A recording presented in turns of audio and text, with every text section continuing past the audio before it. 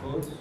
Nós vamos dar continuidade então a esse discipulado, como eu já disse para os senhores. A ideia é criar baseado nesse material, criar um discipulado na caserna. Então, os senhores aí serão juntamente comigo, os senhores me ajudarão nesse processo de criar um novo material voltado a ensinar princípios básicos da fé cristã no meio militar, em especial no exército. Então todas as dicas, sugestões, os bizus aí sobre isso serão de grande valia para mim e para todos nós, para que, como já disse, né, o Coronel Rezende, para que esse projeto não seja apenas um projeto, mas fique, né, seja algo que, um legado, né, fique como um legado para aí daqui para frente, né, entendendo, pegando o que nós podemos pegar no material, tirando aquilo que talvez não soe bem ou não seja bom, mas tentando produzir algo para o discipulado mesmo dos militares. Então vamos fazer uma oração para dar início a esse momento, que é sempre importante nós orarmos. Quem quiser ficar de pé. Pai, nós te louvamos, te adoramos e te agradecemos, porque o Senhor é Deus, o Senhor é maravilhoso, o Senhor é poderoso. Grande é o Senhor e digno de toda a honra, de toda a glória, de todo o domínio. Obrigado por cada vida que está aqui, por cada um que se dispôs a estar aqui para aprender um pouco mais da sua palavra e para crescer mais na fé. E essa palavra que vem do Senhor, que esses princípios da fé fiquem enraigados em nossos corações, para que possamos compreender a sua boa, perfeita e agradável vontade em nossas vidas. Nós oramos pelo nome do Senhor Jesus. Amém. Podemos assentar. Então, na primeira aula nós falamos sobre religião, né? Eu vou falar tudo de novo. Religião é religar aquilo que está desligado. Nós estamos desligados de Deus, nós não podemos desligar a Deus. Deus é que vem até nós, e a melhor e mais perfeita maneira de Deus vir até nós é tornando-se como nós. E Deus fez isso em Cristo. E chegamos à conclusão que religião é nada mais, nada menos do que Jesus Cristo. Religião não é católico, não é protestante, não é evangélico, não é batista, presbiteriano, metodista. Religião é só uma, Jesus Cristo. Baseado nessa religião, nós temos condições de falar de Deus de uma maneira que não seja apenas abstrata ou diversificada, mas um ponto comum entre nós evangélicos e cristãos de maneira geral, para que venhamos a falar de Deus, de Jesus Cristo. A segunda aula nós falamos um pouquinho sobre a Bíblia. E nela nós dissemos que a Bíblia, quem tiver dúvida também, nós temos um primeiro vídeo que já foi lançado, o segundo será colocado aí no grupo e também a aula de hoje será colocada no grupo. Então quem quiser assistir às aulas anteriores, basta entrar no grupo. Fazer um YouTube do núcleo. Fazer isso. Isso eu faço hoje. Vamos criar aí, o Blaster vai criar O YouTube do grupo. um YouTube do nosso grupo, graças a Deus. Isso é benção. Na segunda aula nós perguntamos por que somente a Bíblia, né? Por que a Bíblia e não outros livros, né? A Tenente Bussinger fez um resumo extraordinário, que está também já no grupo, sobre essa aula. Basta ler o resumo, que não precisa nem participar da aula, que foi muito bom o resumo. Então, basicamente, a Bíblia, ela mostra Jesus Cristo ao mundo, né? Ela tem nela inspiração do Espírito. O Espírito Santo atualiza e verifica a mensagem da Bíblia, tornando-a infinita e objetiva. O texto da Bíblia salta aos olhos, é um conteúdo que está muito além de qualquer outro livro. E por fim, a Bíblia ela tem o zelo de Deus, do Deus Pai extraordinário no cumprimento de suas profecias e no resguardo de suas tradições, que ela permanece tanto tempo na história e permanece verídica, verdadeira, como se pode comprovar com uma série de estudos históricos, né? Quem tem interesse nisso, existe aí documentos de Qumran que mostra a veracidade de boa parte, quase a totalidade da Bíblia, né? Escrita há tanto tempo e permanece até hoje, permanece intacta. Diferentemente de livros antigos como Ilíada de Homero, né? A Bíblia não é um conto de deuses, de história, misturando mitos e realidade, em que se perde tudo e não se diz quase nada em termos de realidade, de história. Pelo contrário, a Bíblia é o primeiro livro histórico da humanidade. Quando a gente lê aqueles livros que falam assim, fulano, filho de Beltrano, filho do ciclano, é chato de ler, mas é importante para a história, porque essas genealogias são responsáveis a trazer a identidade do povo israelita, do povo judeu, até nós. Então, quem está fazendo genealogia, os cronistas, esse pessoal que está escrevendo, tem em mente permanecer, dar continuidade à história do povo de Deus, a história da manifestação de Deus para aquela nação, para os judeus. Dissemos que a Bíblia, ela é a história da revelação parcial e inicial de Deus aos judeus, da revelação de Deus a todos os homens e da revelação final de Deus com a volta de Jesus Cristo. Falamos bem pouquinho sobre isso, mas se quisermos definir a Bíblia é um livro, escrito por homens sobre a revelação de Deus aos homens, aos judeus ou israelitas no Antigo Testamento, como Deus se manifestou a uma nação, como Deus se manifesta a toda a humanidade em Cristo no Novo Testamento, e como Jesus vai voltar para resgatar o seu povo em Apocalipse e nos livros apocalípticos do Antigo Testamento também. Como Deus vem para implantar o seu reino. Então, esse é o conteúdo geral aí das Escrituras. E outra importante coisa que nós falamos é como se deve compreender a Bíblia. Se a Bíblia é um livro inspirado pelo Espírito Santo, a leitura desse livro também tem que ser inspirada pelo Espírito Santo. O Espírito Santo estava com esses homens e mulheres que participaram ativamente da história e escreveram a história de maneira profunda. Então não tem como haver compreensão do conteúdo das Escrituras sem essa experiência com Deus, sem essa manifestação do Espírito Santo em nossas vidas. Portanto, toda leitura da Bíblia que seja meramente histórica, ou meramente filosófica, ou meramente analítica, corre o risco de desconhecimento, corre o risco de não entender nada das Escrituras, por falta de uma atuação do Espírito Santo que traz a revelação, o conteúdo da mensagem aos nossos corações. É importante que aquele que inspirou os escribas, os escritores, também inspire a nossa leitura do texto. Afinal, a Bíblia não é um livro comum, é um livro que relata experiências profundas com Deus.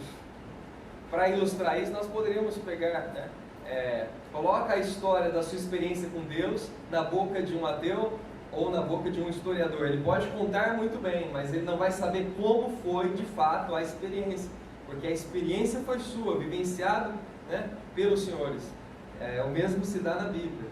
Aqueles que estão narrando e explicando a experiência estão cheios da presença de Deus, cheios do Espírito Santo, e por isso eles estão fazendo não somente teologia, como Bíblia.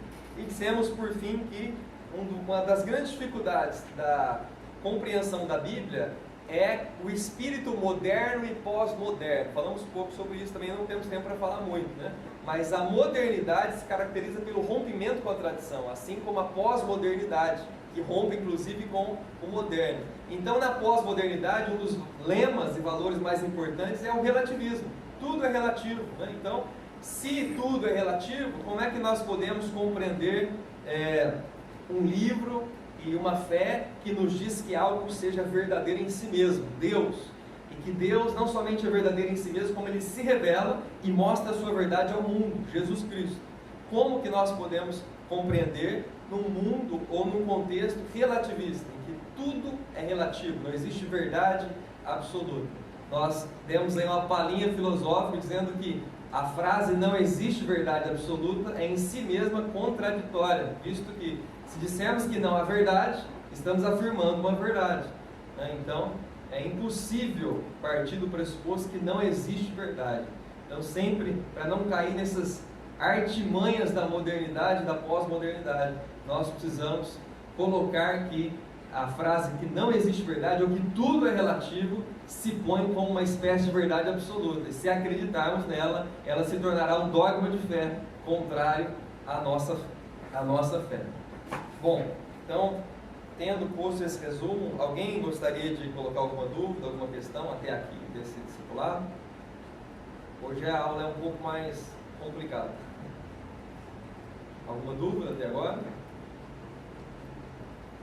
Bom, então, vamos lá.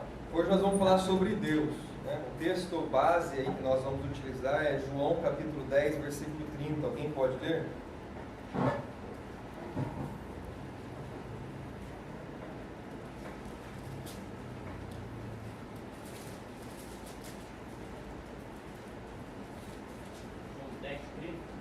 Isso, é um versículo bem pequenininho. E outro, se puder ler, João 14, 9. João 10, 30. Eu e o Pai somos um. Isso. João 14, 9. João 14, 9. Disse-lhe Jesus: estou há tanto tempo convosco e não me tendes conhecido, Felipe. Quem me vê, a mim, vê o Pai. Como dizes tu, mostra-nos o Pai? Colossenses 2, 9 diz: porque nele habita corporalmente toda a plenitude da divindade. Filipenses 2, 6, né, foi o primeiro texto que nós lemos aqui do estudo, né? Tende em vós o mesmo sentimento que houve em Cristo Jesus, que sendo em forma de Deus, não teve usurpação ser igual a Deus, mas a si mesmo se esvaziou. E por fim, 1 João 5, 7 também, e aí é uma menção, 1 João 5, 7, há três os que se testificam nos céus, o Pai, a Palavra e o Espírito. É isso? Há três os que dão testemunho, o Espírito, a água e o sangue, os três são unânimes num só propósito.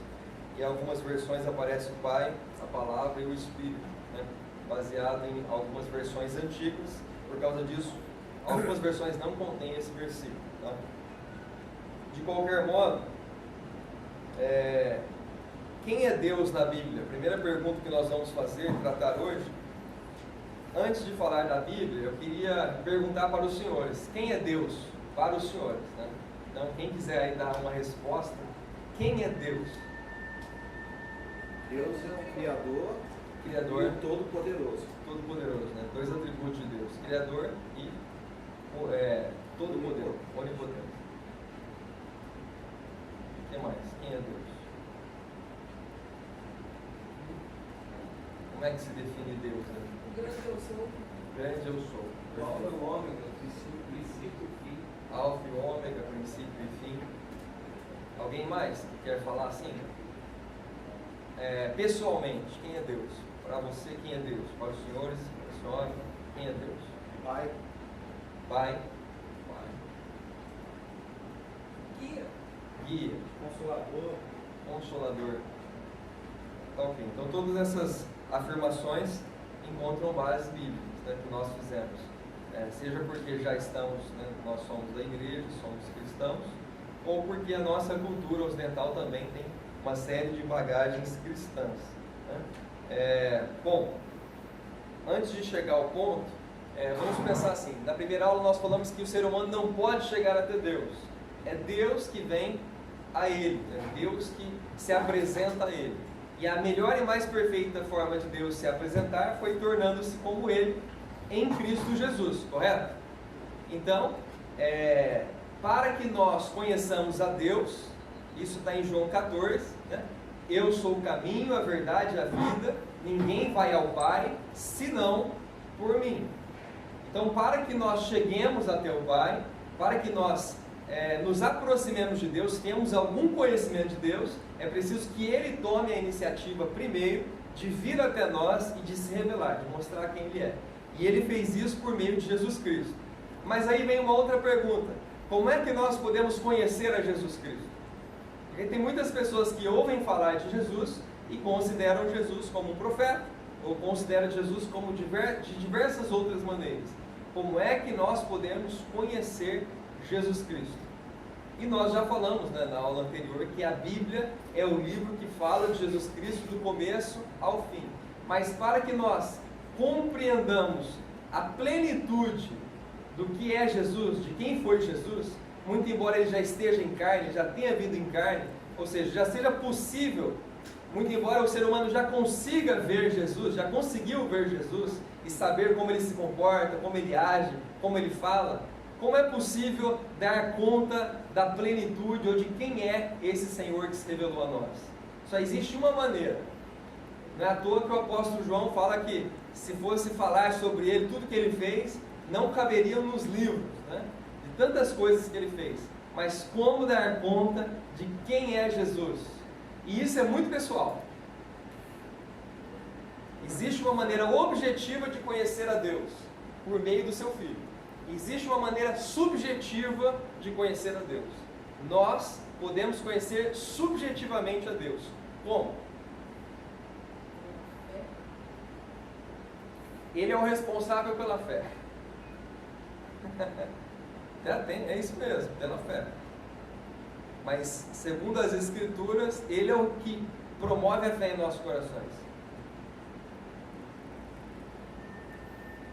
Como é que nós podemos conhecer a Deus do ponto de vista de dentro?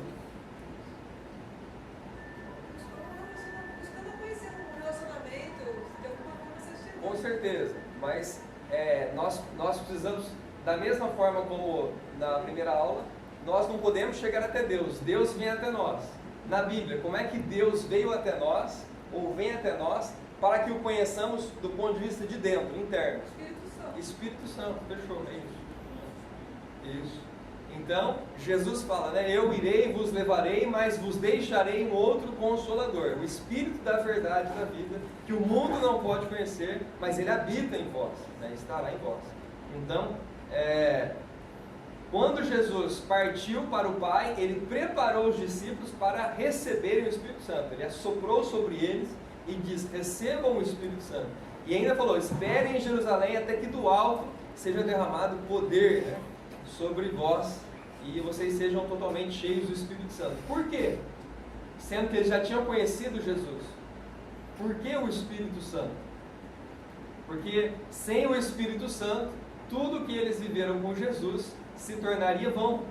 O Espírito Santo teria que trazer à memória deles tudo que passou com Jesus. O Espírito Santo teria que reforçar, através da vida, do exemplo, do caráter deles, a continuidade do ministério de Jesus. Então, didaticamente, para que nós cheguemos ao Pai, nós precisamos de quem? Do Filho, de Jesus. E para que nós cheguemos ao Filho, nós precisamos de quem? Do Espírito. Eu vou chamar isso de trindade epistemológica, ou seja, um modo de conhecimento que exige a trindade. Para chegar no Filho, você precisa do Espírito. Ninguém conhece Jesus se o Espírito Santo não tocar nele. Ninguém conhece a plenitude da obra de Cristo se não nascer de novo. Lembra lá do diálogo de Jesus com Nicodemos? Nicodemos chega nele e fala: mestre, sabemos que tu és mestre em Israel, porque não há ninguém que faz tais milagres, né? Então, Nicodemos julgou que Jesus era mestre e um grande homem de Deus por causa dos milagres. Jesus corta o Nicodemos, né? E fala assim: olha, quem não nascer da água e do Espírito não pode ver o reino. Ou seja, Nicodemos, você é grande mestre em Israel, mas se você não nascer de novo, você não pode nem sequer ver o reino, quanto menos saber que eu sou o Messias, né? Jesus está no meio de Nicodemos. Um grande mestre em Israel era incapaz de compreender o verdadeiro Messias. Por quê? Porque para a compreensão verdadeira do Messias, de Deus, do enviado de Deus, era necessário um novo nascimento.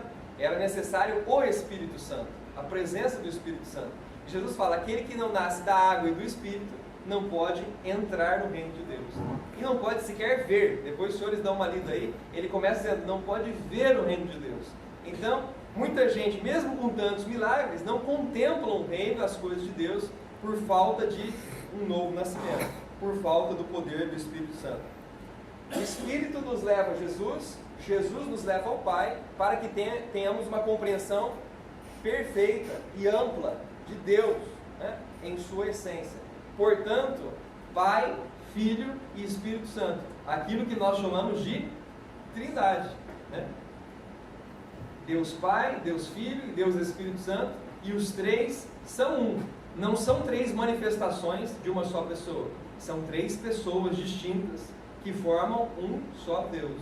É difícil, né? Uma das coisas, dizia o teólogo e filósofo Agostinho, ou Santo Agostinho, que a trindade é uma questão de fé, porque quando a gente tenta explicá-la, é um abismo, né? É só tentar explicá-la matematicamente que vai tudo para o barro, né? E realmente é difícil dizer como é que três são um. Mas um exemplo clássico e medieval é a ideia do triângulo, né?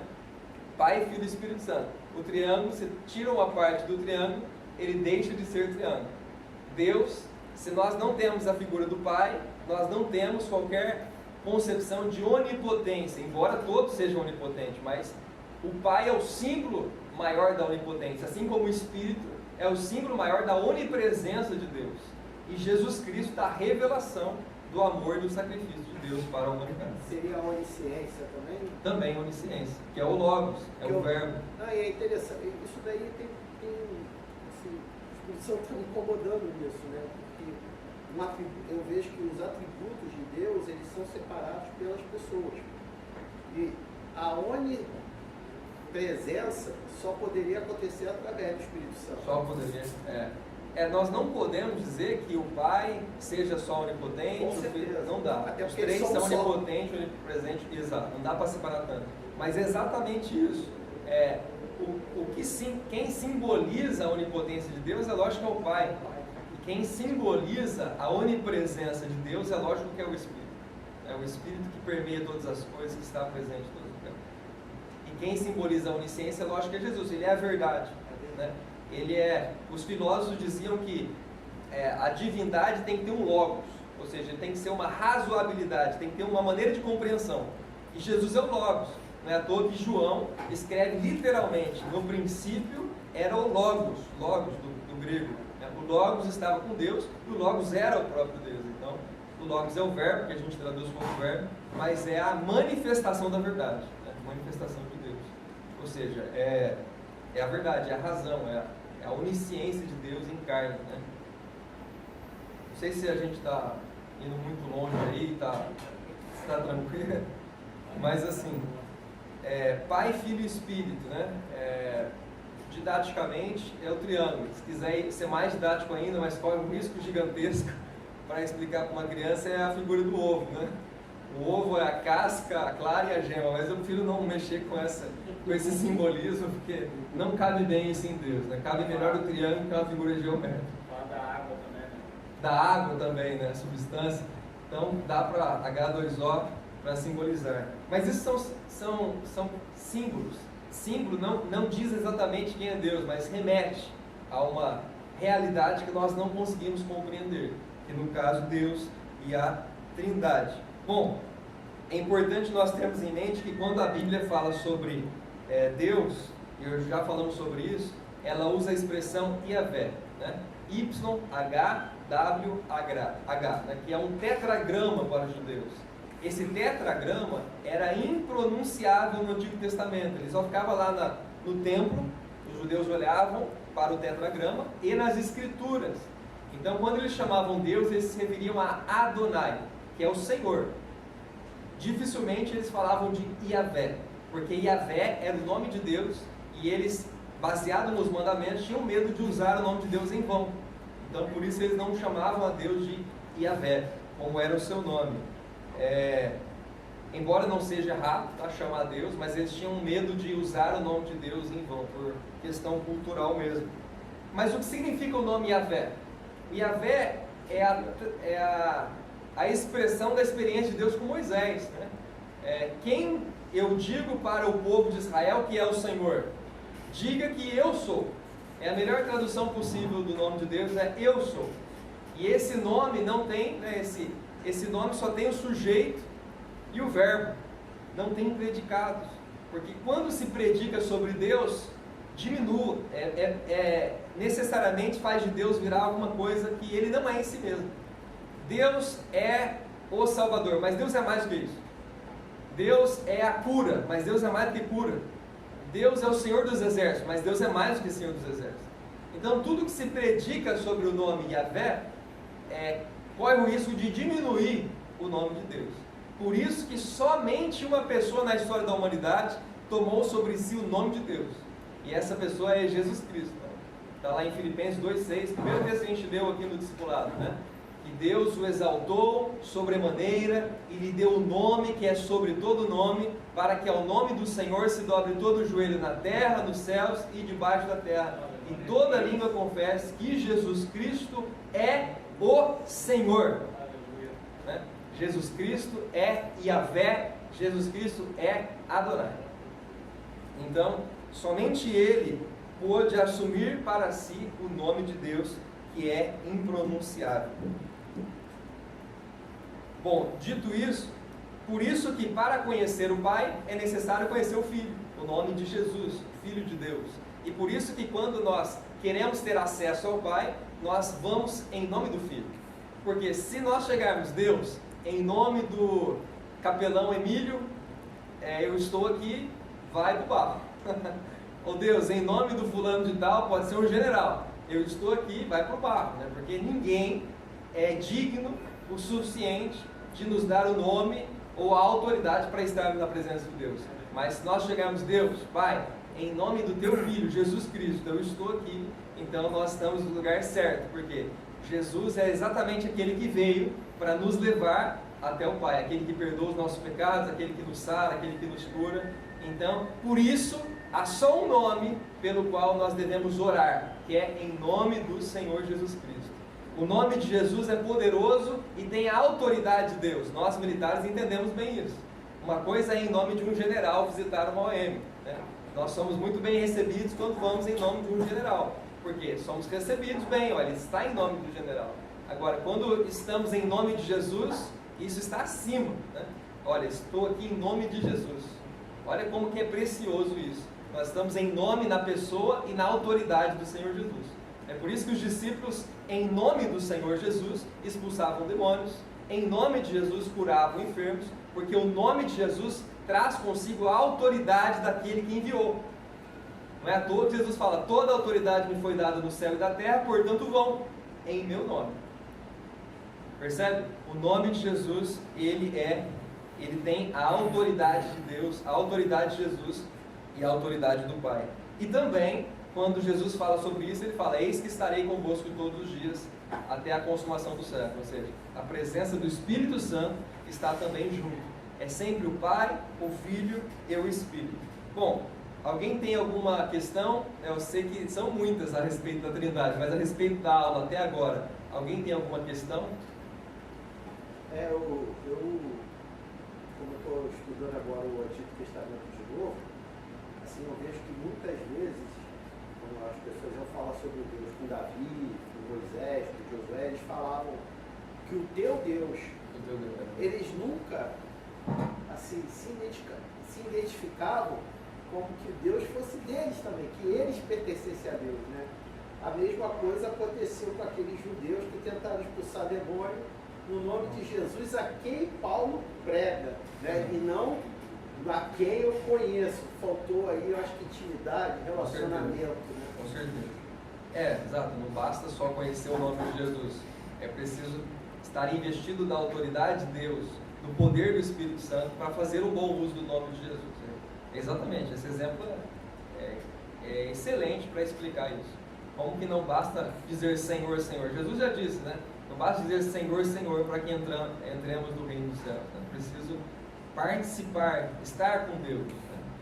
Então, e é isso. E realmente os judeus, o senhor falou do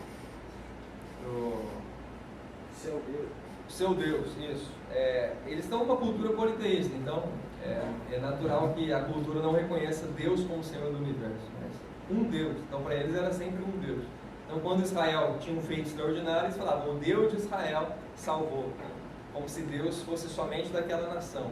Não, os próprios judeus, as próprias tribos, até porque isso foi um motivo da divisão, que eles começaram a se constituir novamente com deuses entre aspas.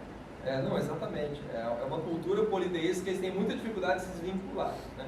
Uma cultura que tem muitos deuses, e até na mentalidade dele, muitas vezes, do povo, Deus é um entre outros.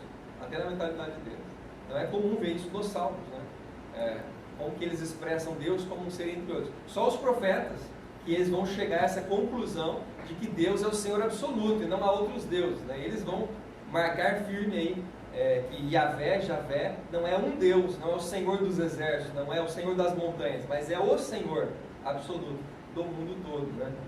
Mas essa passagem da compreensão acontece em todas as Escrituras, no Antigo Testamento. Existe muita teologia do Antigo Testamento que vai dizer que os judeus antigamente tinham essa cultura politeísta entranhada neles, né? O senhor tem toda a razão. Mas assim, é um novo objeto de pesquisa, né? Bom, vou fazer algumas perguntinhas aqui que são bastante complicadas.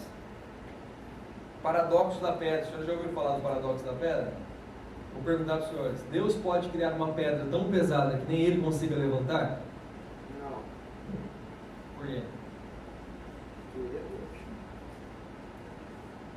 Tá, desenvolve aí esse raciocínio. É porque ele é todo poderoso. Tudo nasceu dele. Ele Não há criou limite tudo. pra ele. Não há limite, Ele é o. Mas se ele pode criar tudo, ele pode criar pedra. Porque essa é aí que você quer chegar, né? É um paradoxo aí.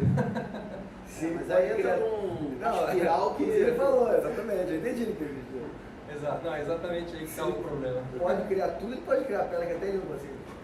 É essa a ideia. Esse é o paradoxo, exatamente. Né? Mas o a homem palavra diz que não há limite para Deus. não há limite. Embora, vamos até pensar nesse ponto.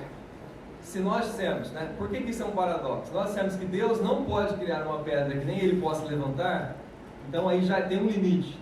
Há algo que Deus não pode, criar uma pedra que ele não consiga levantar. Se nós dissemos que Deus pode criar uma pedra que nem ele possa levantar, também há um limite. Nós vamos dizer assim, ó, existe coisas que Deus cria que ele não consegue controlar e nem levantar. Então, como lidar com o paradoxo da pedra? Os medievais levaram 100 anos, né, nesse problema, quase 100 anos, né? Até que o filósofo Tomás de Aquino resolveu, de uma maneira simples, esse paradoxo. Né? Primeiro que se trata de um falso problema. Né? Nós estamos perguntando, Deus pode aquilo que Deus não pode? Deus pode levantar aquilo que... Deus pode criar aquilo que Ele não pode levantar? Ou seja, a pergunta contém em si um falso problema. Né? Deus pode o que Ele não pode? É uma afirmação logicamente impossível. Então, quando a gente não pensa em lógica, a gente acaba caindo na pegadinha, né, dos ateus de falar, então Deus não é onipotente. Por quê? Se Deus não pode criar essa pedra, então há algo que Ele não pode, portanto Ele não é onipotente. Se Deus pode criar essa pedra, então há algo que Ele não possa fazer, levantar a pedra. Então Deus não é onipotente. Respondendo sim ou não, a resposta vai dar que Deus não é onipotente, né? E a gente cai num abismo lógico, filosófico e teológico. Mas descobriu-se aí na Idade Média que isso é um falso problema. E que a resposta não, como o senhor disse, não é problemática do ponto de vista teológico. Por quê? Deus não pode criar uma pedra que nem Ele possa levantar, visto que o limite de Deus é a sua própria onipotência. Ou seja, Deus não pode criar deuses e nem coisas que são acima dele. Então existem coisas que Deus não pode fazer e isso não é um problema teológico e nem lógico. O que Deus não pode fazer? Criar outros deuses. Deus não pode praticar o mal. Deus não pode fazer aquilo que está contra a sua própria natureza. Ou seja, ainda que Deus possa se tornar homem, no caso de Jesus Cristo, Ele não pode deixar de ser Deus absolutamente. Deus sempre será Deus. Ele não pode deixar de existir em si mesmo. O Pai, o Filho e o Espírito Santo como um todo.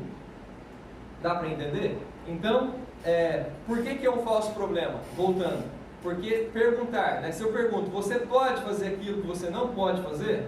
Está vendo como que é um jogo, é um paradoxo que o verbo não muda quase nada nele? O verbo criar ou o verbo levantar? Não muda quase nada. Então é um falso problema. É um problema lógico, é um problema de linguagem, né? Afirmar que Deus pode aquilo que Ele não pode. Como que se resolve esse problema? Ou se questiona o paradoxo, ou se afirma que Deus não pode criar deuses. Portanto, quando eu afirmo que Deus não pode criar deuses, eu estou dizendo que tudo que Deus cria é criatura. Ou seja, é infinitamente inferior a Deus. Logo, não pode ser a Deus. Logo, a tentativa da criatura de ser igual ao Criador tende a ser falsa. 4 minutos? Então não vai dar para pular os outros paradoxos.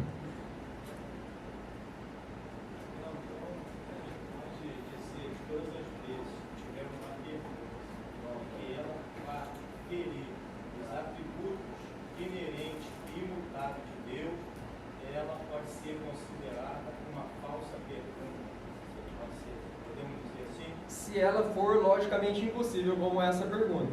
Por que ela é logicamente impossível? Porque se tira Deus e coloca qualquer criatura nessa questão, se torna também, tem o mesmo problema lógico.